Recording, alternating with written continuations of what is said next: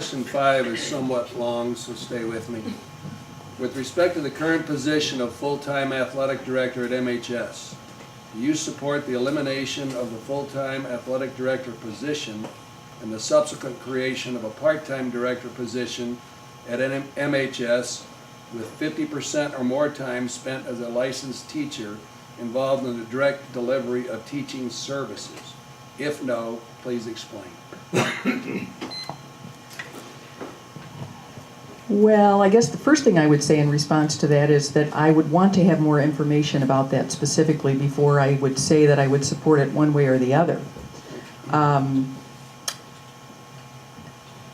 When I look back at some of the things we talked about initially, that we initially talked about in meetings prior to the study committee, and we talked about, we threw out a number of things to the community that we would look at cutting. Some of those had to do with sports. But I'm not so sure that what we would cut out would mean that we would not need a full-time athletic director. I think the Mishawaka community is extremely proud of and invested in their sporting activities for children. And I don't think there's any doubt about what sports does for students.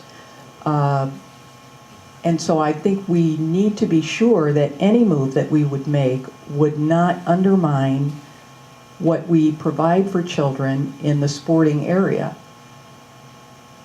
I really can't say one way or the other at this point. I would not have enough information, but I would want to look at it very closely and make sure that I looked at the pros and cons of both sides of that issue before I made a decision.